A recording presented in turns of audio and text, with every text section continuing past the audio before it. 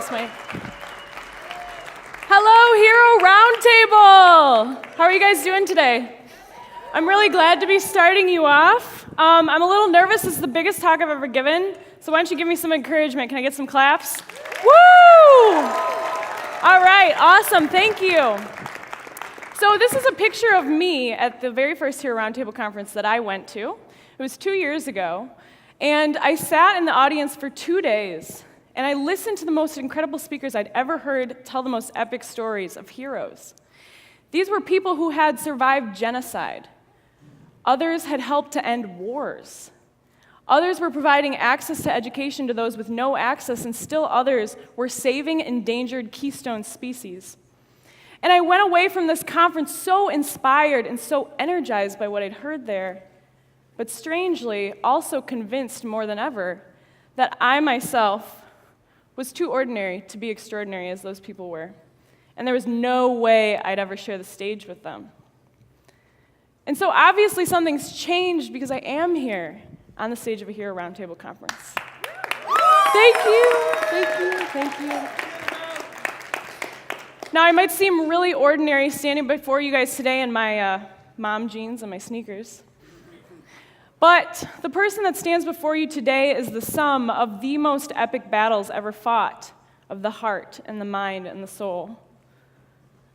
And I have looked death in the face, and I have stared him down. And I have been battered by crisis and failure and cruelty and fear, and I have crawled to the belly of worthlessness, only to emerge standing tall before you today. Now, before you start wondering where that girl got her ego, the story of triumph is every one of our stories, all of your stories. You just might not realize it yet. Now, if you're anything like I was 2 years ago, all through high school, all through college, your narrative was really, really different. Your narrative said things like, I don't matter, my grades are too average, I don't have enough extracurriculars, I'm too quiet, I'm not a good enough leader, I'd rather read books than go to the bar. And I felt like I was too ordinary to make a difference. I felt like I was too mediocre and that my life really wouldn't matter. And so deeply was this truth ingrained in my heart, in my soul, that one day, mere days before graduation from college, I sat in my room and I thought to myself, I said, what's the point? What's the point of living a life if the life will have no meaning? And so the message I want to share with you guys today is one that we've been hearing for the last day, that we'll hear more about today. It's one that's really important, but also extremely difficult for us to convince ourselves of. And the message is this: you matter. We are capable, and we are needed desperately by this world to help save it from the most pressing problems in the 21st century. Now, some of you might be skeptical of this, obviously. Well, I'm only one person in 7 billion people, so if my life doesn't matter, it's cool, right? There are 7 billion other people, right? But I think that wondering if our lives have meaning, if we really do matter, I think that this is a really common source of spiritual distress for everybody. What do you guys think? Do you guys wonder about this? Do I matter? Does my life have meaning? And so if this is really common, if this is something we ask ourselves all the time, it means we have billions of people out there that aren't sure if they matter, if they're capable, and they're needed. That means that there are potentially billions of people on this planet who are hovering, hesitating on the sidelines of their own lives, too afraid to get into the game because they don't feel like they'll score, let alone win. And what's worse, they might even make their team lose.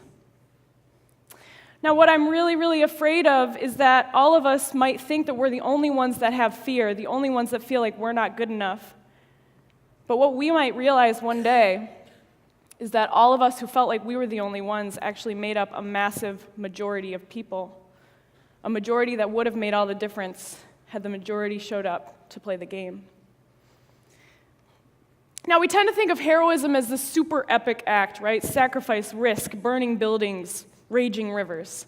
And that is a huge component of heroism, facing adversity in the physical world. But there's also this other component, and it's the heroism that occurs within each and every one of us in our minds and in our hearts. And our first speaker yesterday, Matt Winkler, touched on this quite a bit with the hero's journey. So the hero's journey is this process of confronting adversity. So this is challenge, opportunities, duties, and crises. We confront this, and we, at the beginning, are not enough to overcome it.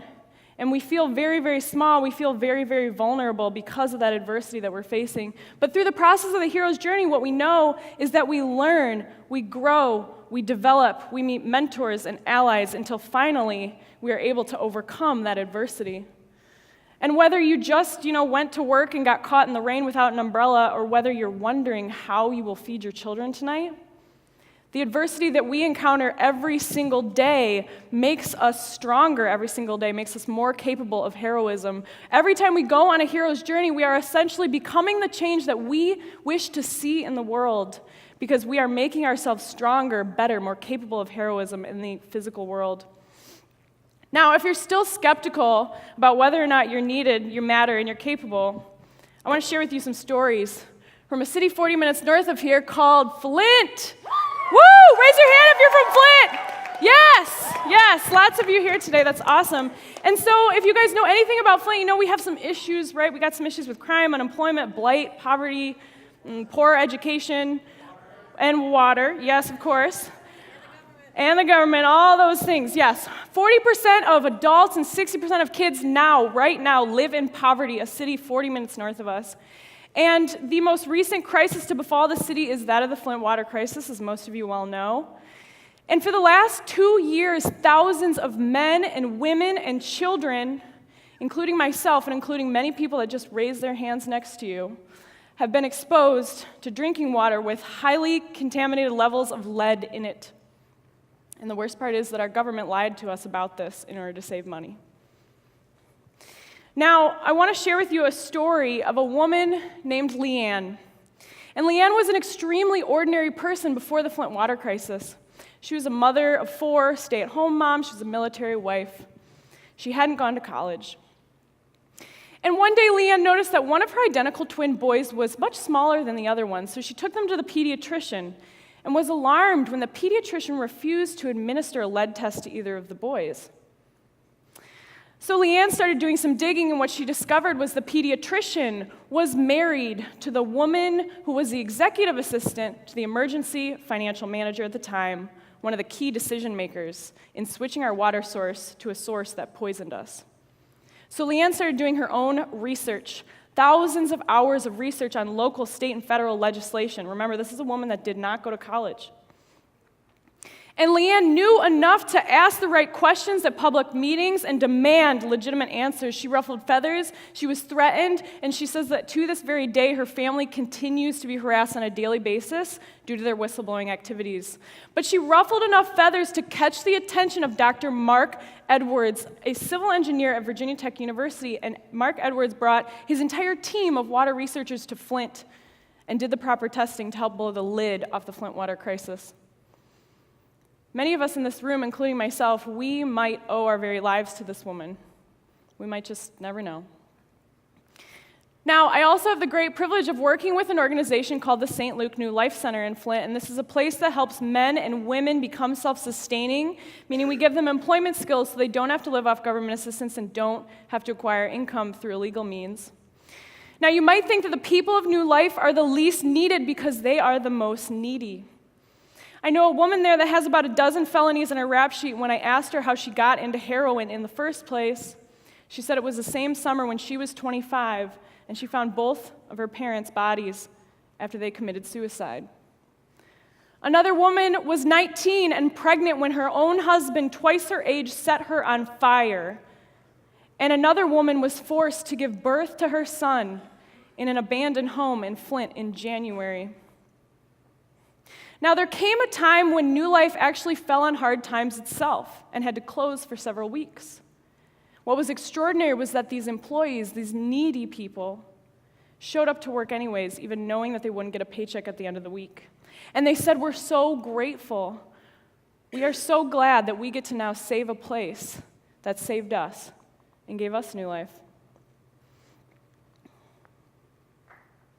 Now, what these stories tell me that no matter how weak, scrawny, and small the flower might be, we need every flower in the garden of humanity to bloom. Because one of those flowers could save your life, could save a city, could save an organization. Now, if you're still skeptical of this, it's probably because of something inside of us called our shadow selves. We have two selves inside of us, a loyal self that's always our friend and a shadow self that's always our enemy. And the shadow self is the part of you that does all that negative self-talk, right? So it said things to me like, you're not going to be able to do this talk, you're going to mess up, you suck, you're not worthy. And so what I have learned, I was in a vice-like grip of this shadow self for 8 years of my life, almost a decade. And only in the last 2 years have I started to understand how to battle it. And what I've learned is that your shadow self never completely goes away, but you get better and better at fighting it.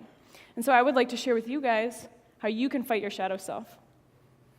So the first thing that really, really helped me was I started collecting karma. You guys know what karma is, right? Oh, yeah. So all this means is doing good little things every day. Random acts of kindness, smiles, compliments, really easy stuff. And this will do 3 things. First, it's going to generate a little bit of positivity back into the universe, which is always awesome.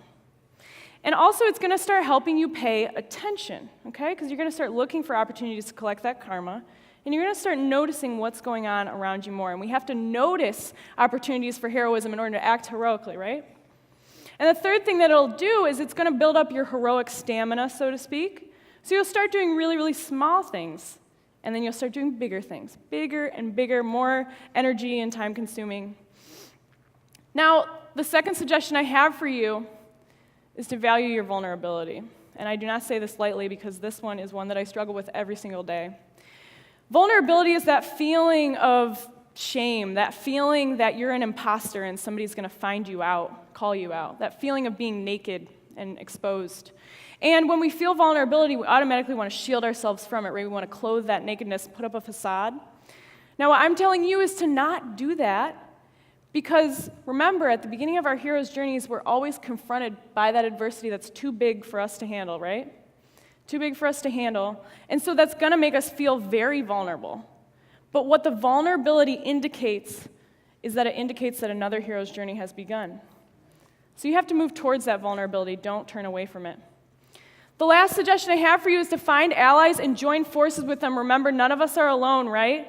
We all tend to feel this way sometimes, that we don't matter, we're not capable, we're not needed. Find your friends and experience this with them. Share your strengths, your weaknesses, your failures, and your triumphs with them. And this also goes for joining volunteer organizations, okay? So find a local cleanup group, something in your neighborhood, or find a friend to go on walks with and pick up your neighborhood. Small things, right? Now, all 3 of these things, these are all actions. These actions will lead you to the belief that you are powerful. And it led me to start honoring my power and waking up every day and admitting to myself, I am powerful, I am needed, I do matter, I am capable.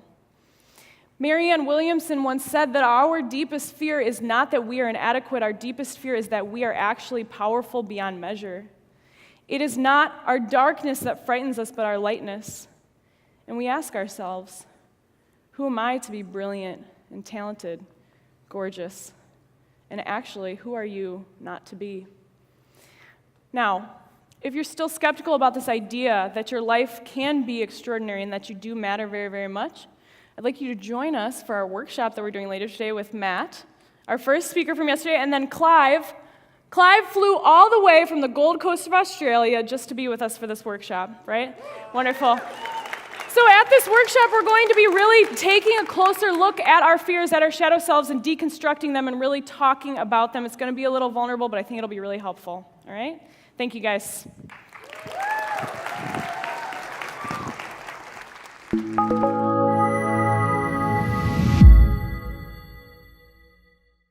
The Hero Roundtables are the global events that ask the question, what is a hero? You've just seen one hero talk. To find more and join the conversation, visit our website or social media.